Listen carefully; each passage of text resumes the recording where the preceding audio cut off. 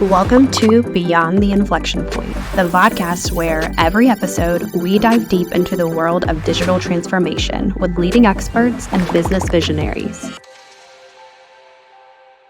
Welcome to another episode of Beyond the Inflection Point. I'm your host, Abby O'Donnell, and today we have a very special guest, Rapidops co-founder and COO, Samir Motwani.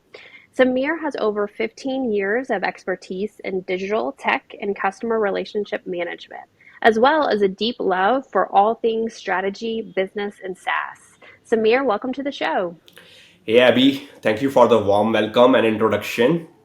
And I'm pretty excited to be part of Beyond the Inflection Point series. And hopefully, we can have a good conversation today and have great insights for the listeners. Yes, agreed.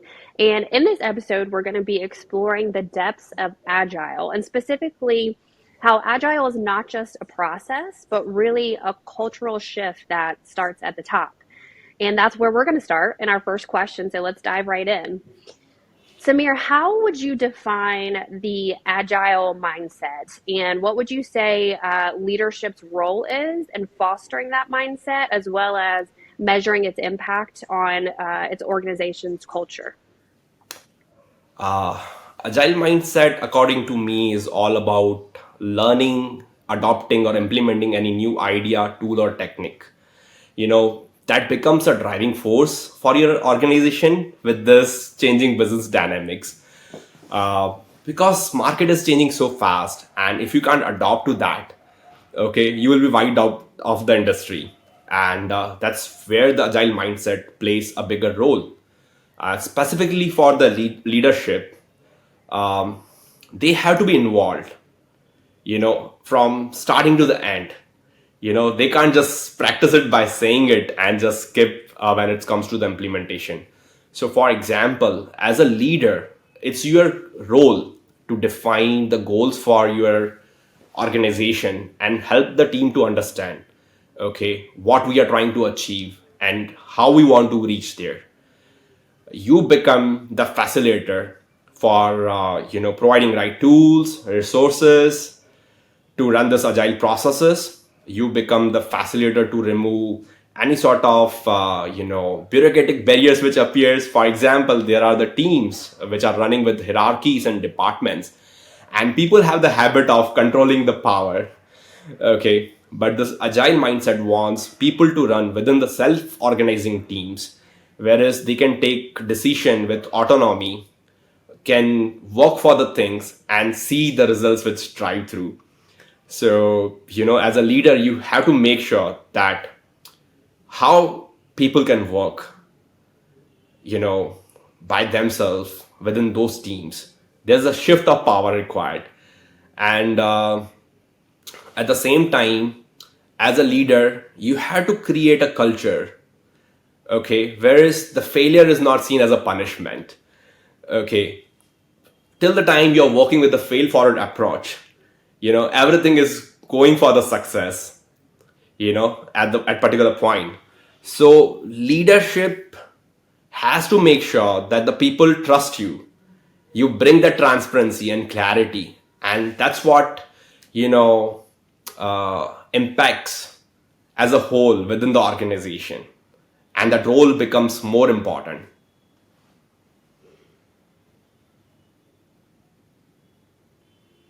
Yeah, I think that's great what you said. And it really requires, commitment on the leadership side if, an organization is going to sustain this mindset. And, if you're not committed to it, you're not going to experience cultural transformation. And so I think most people know that commitment is easy when things are going well. But every organization is going to face challenges along the way, especially when it comes to cultural or digital transformation. And it's important to understand those challenges, right? And especially the ones that surround agile adoption. If you want to scale successfully, you've got to understand these challenges so that you can overcome them. So can you maybe discuss some of the common challenges for small, medium, and large enterprises, because they're going to be different for all different types and sizes of organizations?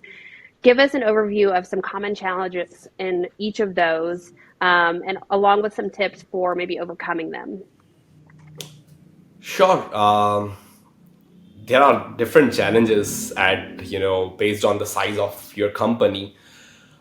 Few of the common challenges which I see is for the small companies, starting with Agile can be a challenge. For example, they have the budgeting limitation for acquiring a right tool to implement the new processes.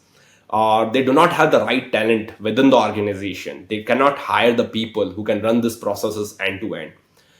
And sometimes the organization who are just starting, they don't understand the agile practices in the right way. For example, in agile we talk about you know focus on a comprehensive working things than the documentation.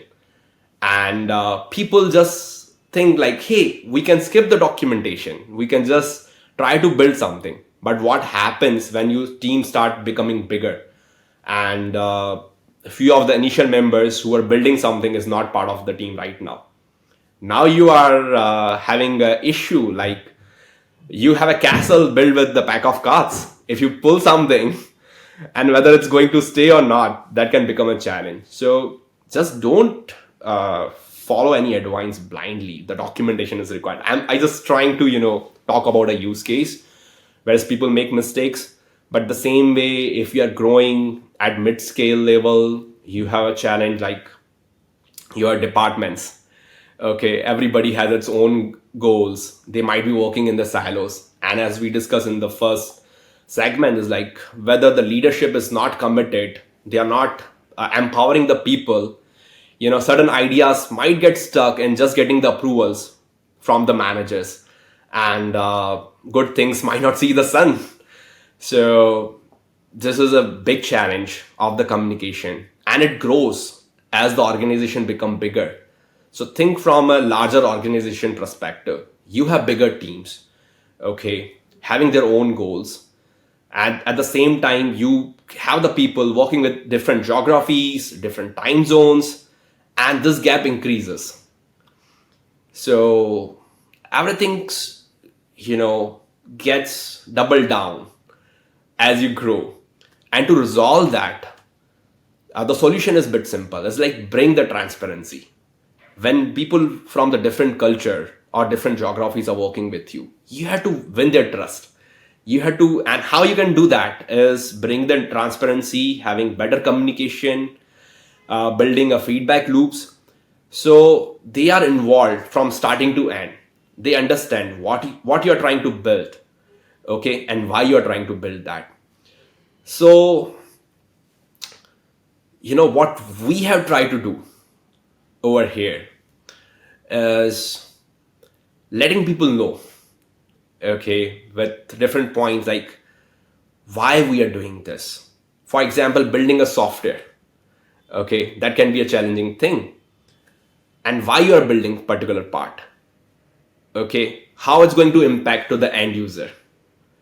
So not only it gives you idea to build something better, but it also makes you a better developer or even a manager in coming days, because now you understand the client's problem and you start developing that mindset with time. So as you grow higher, you can practice in a better way.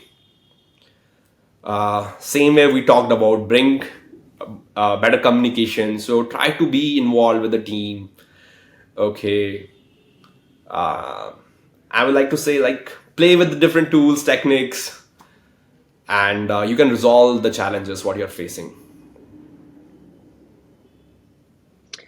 Yeah, exactly. And that's a perfect segue into our next question. You gave a pretty comprehensive overview of, challenges that different organizations can face when they are going through the process of agile adoption, no matter the size. But I love the use case that you use with the castle of cards. Well, let's do a different use case and zoom in on Rapidops journey. And you kind of touched on this a little bit, and you mentioned things like overcoming challenges, breaking silos, fostering collaboration, implementing feedback loops, all of these things. And I believe Rapidops has done a lot of those things well in its early adoption of agile practices. Can you share some implementation challenges that your team faced specifically, and what methods have proven effective for overcoming them, but continuously fostering that agile mindset here at Rapidops?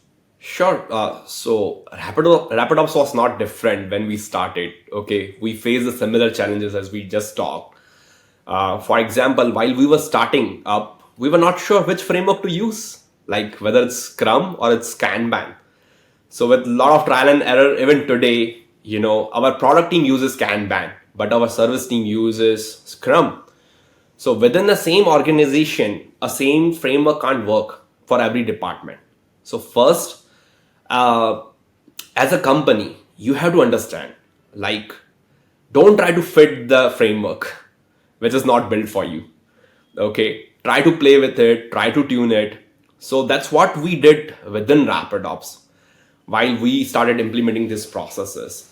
Okay, over the time we also implemented a framework, or what say a template, what we call Spark.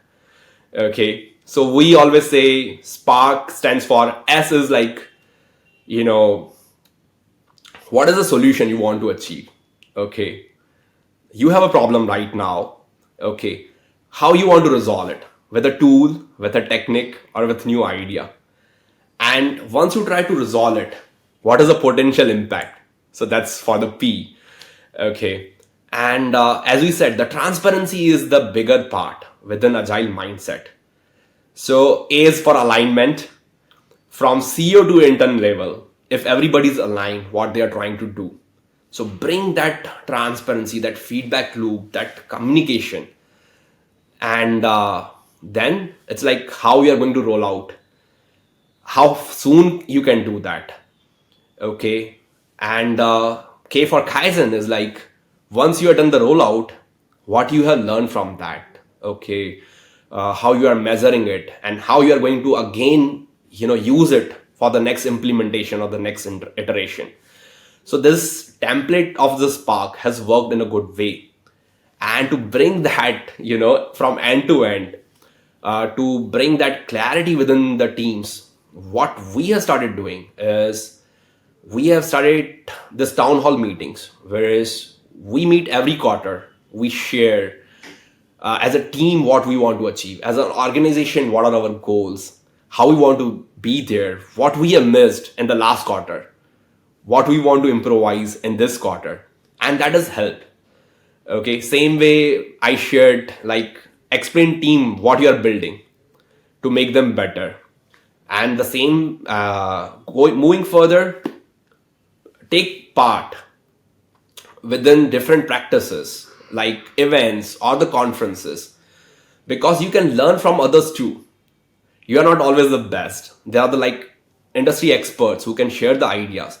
So within the last year itself, we were part of multiple agile conferences, whereas they talk about changing the agile mindset. Even we hosted two conferences at our organization, and team has learned in a good way from all these different efforts and taking part within different activities.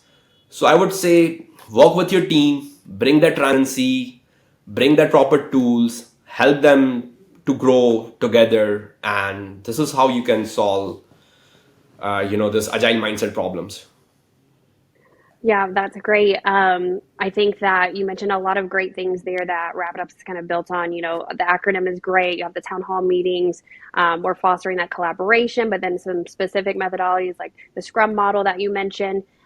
It kind of sparked with for me the next question, which is really technology or the emergence of new technologies that are transforming the agile landscape, specifically AI, machine learning, blockchain, other enablers like this. Can you elaborate on what role specifically technology and digital tools play in supporting and enhancing agile practices? And are there specific technologies that you have found particularly beneficial for your team in addition to all the methods that you just described?